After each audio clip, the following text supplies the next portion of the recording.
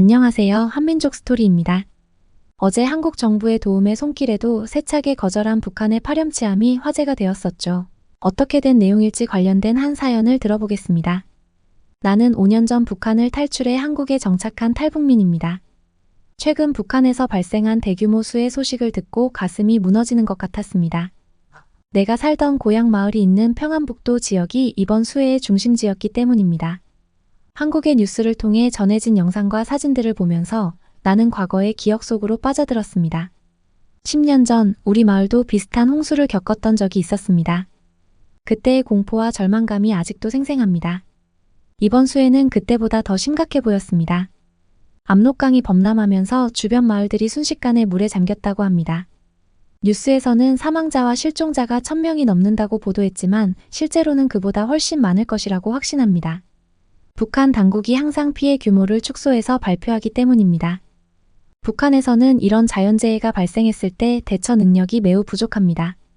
제대로 된 기상예보 시스템이 없어 미리 대비하기 어렵고 재난 대응 매뉴얼도 없습니다. 주민들은 그저 자신의 힘으로 버텨내야 합니다. 특히 농촌 지역의 피해가 심각할 것입니다. 대부분의 집들이 흙으로 지어진 단층 가옥이라 홍수에 취약합니다. 또한 산림 황폐화로 인해 산사태 위험도 높습니다. 한번 무너진 집을 다시 짓는 데에는 몇 달이 걸리고 그동안 주민들은 천막이나 임시 거처에서 생활해야 합니다. 식량 문제도 심각합니다. 이번 홍수로 농경지가 크게 유실되었을 텐데 이는 앞으로의 식량 부족으로 이어질 것입니다.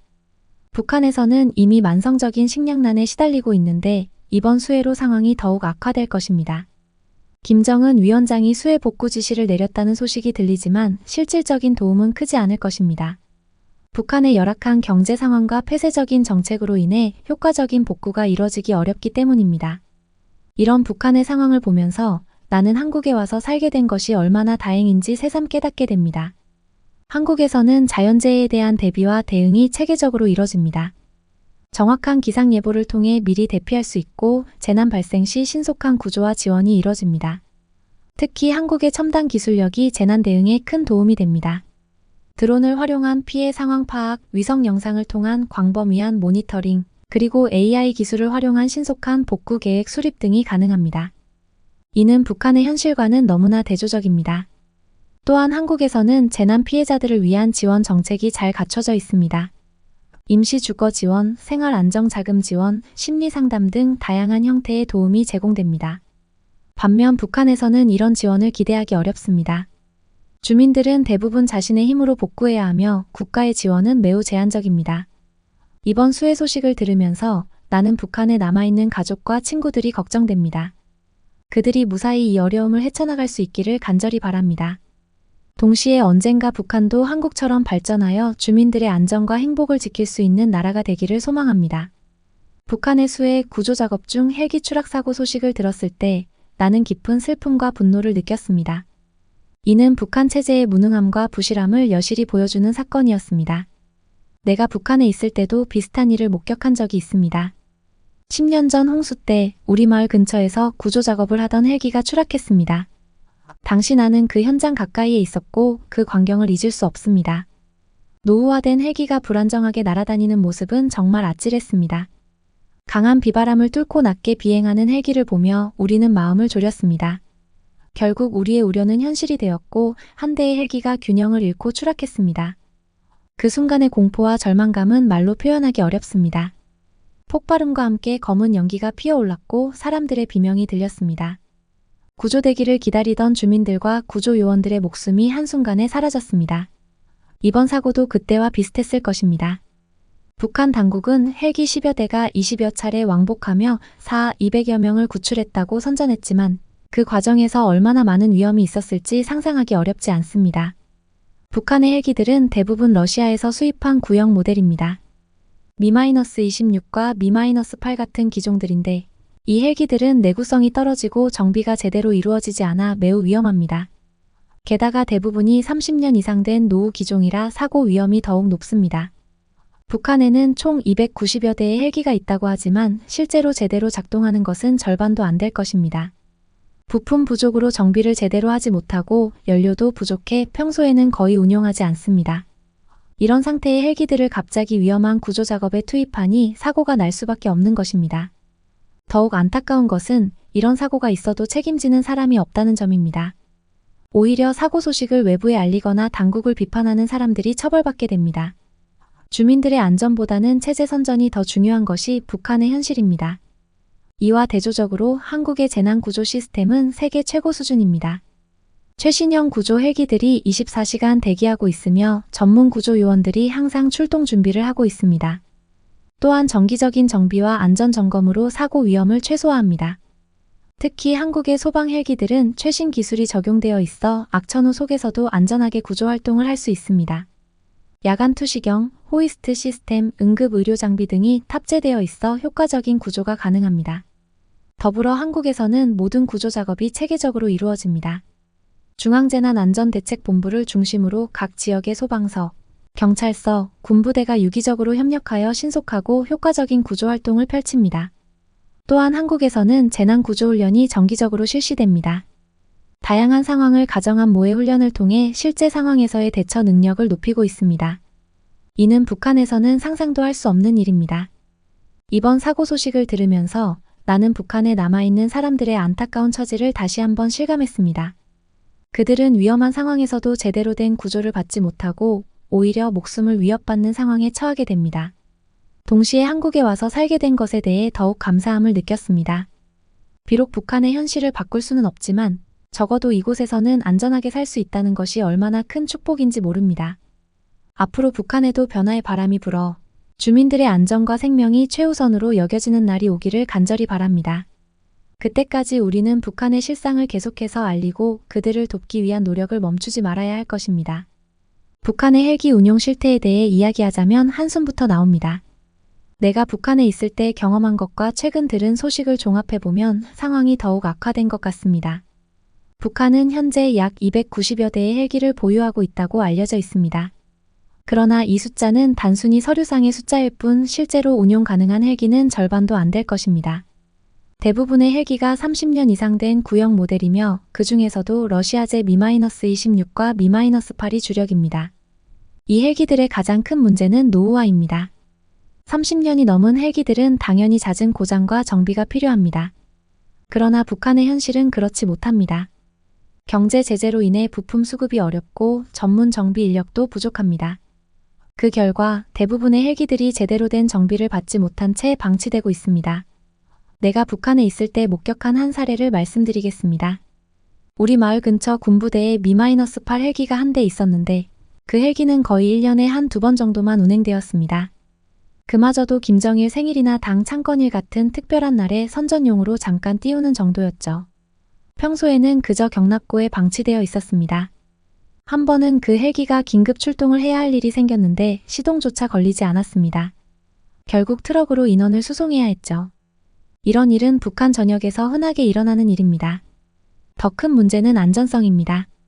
제대로 된 정비를 받지 못한 헬기들이 갑자기 위험한 구조 작업에 투입되니 사고가 날 수밖에 없는 것입니다. 특히 홍수 같은 악천후 속에서 저공 비행을 해야 하는 상황이라면 더더욱 위험합니다. 연료 문제도 심각합니다. 북한은 만성적인 연료 부족에 시달리고 있어서 평소에는 헬기를 거의 운용하지 않습니다. 그러다 갑자기 대규모로 헬기를 동원하려니 연료가 부족해 충분한 구조 활동을 하지 못하는 경우도 많습니다. 이런 상황에서 북한 당국이 헬기로 200여 명을 구조했다고 발표한 것은 과장된 선전일 가능성이 높습니다. 실제로는 훨씬 적은 수의 사람만이 구조되었을 것이고 그 과정에서 여러 건의 사고가 있었을 것입니다. 한국에 와서 보니 헬기 운용에 있어서도 너무나 큰 차이가 있었습니다. 한국의 소방 헬기들은 최신형 기종으로 24시간 출동 태세를 갖추고 있습니다. 정기적인 정비와 안전 점검이 이루어지고 전문 조종사들이 지속적인 훈련을 받습니다. 특히 인상 깊었던 것은 한국 소방 헬기의 첨단 장비들입니다. 야간 투시경, 열화상 카메라, 인양 장비 등이 탑재되어 있어 어떤 상황에서도 효과적인 구조가 가능합니다. 또한 응급 의료 장비도 갖추고 있어 구조와 동시에 응급 처치도 할 수 있습니다. 한국에서는 헬기 사고가 발생하면 즉각적인 조사와 대책 마련이 이루어집니다. 사고의 원인을 철저히 분석하고 재발 방지를 위한 시스템을 만듭니다. 이는 북한의 현실과는 너무나 대조적입니다. 북한의 헬기 운용 실태를 보면 그것이 단순히 기술의 문제가 아니라 체제의 문제라는 것을 알 수 있습니다. 주민의 안전보다는 체제 선전이 우선시되는 북한의 현실이 이런 위험한 상황을 만들어내는 것입니다. 앞으로 북한에도 변화가 일어나 주민들의 안전과 생명을 최우선으로 여기는 사회가 되기를 바랍니다. 그때까지 우리는 북한의 실상을 계속해서 알리고 그들을 돕기 위한 노력을 멈추지 말아야 할 것입니다. 이번 수해에 대한 김정은의 대응은 전형적인 북한식 통치 방식을 보여줍니다. 겉으로는 주민들을 걱정하는 지도자의 모습을 보이지만 실상은 자신의 책임을 회피하고 다른 이들에게 책임을 전가하는 모습입니다. 김정은이 수해 현장인 신의주를 긴급 시찰했다는 소식이 전해졌습니다. 이는 북한 매체들을 통해 대대적으로 보도되었죠. 현장을 둘러보는 김정은의 모습, 주민들을 위로하는 듯한 제스처, 복구 작업을 지시하는 장면 등이 연출되었을 것입니다. 하지만 이는 모두 연출된 모습일 뿐입니다. 내가 북한에 있을 때 경험한 바로는 이런 현지 지도는 철저하게 준비되고 통제됩니다. 김정은이 방문하기 전에 이미 해당 지역은 철저히 정리되고 주민들은 미리 교육을 받습니다. 실제 피해 주민들보다는 미리 선별된 사람들이 동원되어 감사의 눈물을 흘리는 모습을 연출하기도 합니다. 더 문제는 이런 시찰 이후의 상황입니다. 김정은은 현장을 둘러본 후 간부 3명을 경질했다고 합니다. 이는 전형적인 책임 전가의 모습입니다. 사실 이번 수해의 근본적인 원인은 북한의 열악한 인프라와 재난 대응 시스템의 부재에 있습니다. 이는 김정은을 비롯한 최고 지도부가 책임져야 할 문제입니다. 하지만 김정은은 이런 근본적인 문제는 언급하지 않고 대신 몇몇 간부들에게 모든 책임을 떠넘깁니다. 이렇게 함으로써 자신의 책임은 회피하고 동시에 강력한 지도자의 이미지를 구축하려는 것입니다. 이런 행태는 북한에서 흔히 볼 수 있는 모습입니다. 내가 북한에 있을 때도 비슷한 일들을 많이 목격했습니다. 어떤 문제가 발생하면 항상 아래 사람들이 책임을 집니다. 그들은 김정은 동지의 뜻을 제대로 받들지 못했다는 죄목으로 처벌을 받곤 합니다. 이런 시스템 때문에 북한의 간부들은 항상 불안에 시달립니다. 언제 자신에게 책임이 돌아올지 모르기 때문에 적극적으로 문제를 해결하기보다는 보신주의적 태도를 취하게 됩니다. 이는 결국 북한 사회 전체의 발전을 저해하는 요인이 됩니다. 한국에 와서 보니 이런 모습이 얼마나 비정상적인지 깨달았습니다. 한국에서는 재난이 발생하면 정부가 책임지고 대응합니다. 대통령을 비롯한 고위 관료들이 직접 현장을 방문해 실질적인 대책을 마련하고 필요하다면 공개적으로 사과도 합니다. 또한 한국에서는 재난 대응에 대한 철저한 사후 평가가 이루어집니다. 문제의 원인을 정확히 파악하고 재발 방지를 위한 시스템을 구축합니다. 이 과정에서 필요하다면 관련 법규나 제도를 개선하기도 합니다. 이런 차이는 결국 체제의 차이에서 비롯됩니다. 북한은 1인 독재 체제이기 때문에 최고 지도자의 책임을 물을 수 있는 시스템이 없습니다. 반면 한국은 민주주의 국가로 권력자도 국민의 평가를 받고 책임을 져야 합니다. 김정은의 이번 대응을 보면서 나는 다시 한번 북한 체제의 한계를 실감했습니다. 진정한 변화와 발전을 위해서는 책임지는 리더십이 필요합니다. 하지만 현재의 북한 체제에서는 그것을 기대하기 어려워 보입니다. 앞으로 북한에도 진정한 의미의 책임 정치가 실현되는 날이 오기를 바랍니다. 그때까지 우리는 북한의 실상을 계속해서 알리고 변화를 위해 노력해야 하겠지만 북한의 멸망은 코앞이라는 생각이 든다. 지금 같은 시기에 일이 한 사람의 욕심에 휘말려가는 상황 속에서 이제 북한 사람들의 불만과 불평도 한계에 치닫고 있는 듯하다. 많은 부분 북한 주민들은 불만이 커져가고 있는 상황에서 그가 얼마나 길게 장기 집권을 할지 또 몰래 진행되고 있는 세습 정치를 어떻게 봐야 할지 참으로 심각할 따름이다. 어찌 보면 쿠데타가 일어난데도 놀랍지 않을 것이다. 그만큼 그의 이기적인 행보는 이제 전 세계가 주목을 하고 있고 그 욕심에 의해 직접적으로 피해를 입고 있는 북한 주민들에게는 어쩌면 이번 홍수와 재난에 대한 그의 부족한 능력이 화를 크게 돋았다라고 보여질 수밖에 없다. 과연 북한은 언제쯤 멸망을 할 것인지 이런 재난에도 이리 힘들게 대응하는 그들에게 우리 대한민국은 더 이상 자비를 보낼 수 없다. 냉정하게는 정복을 해야 할 타이밍에 북한이 어떻게 대응할지 궁금한 부분이다.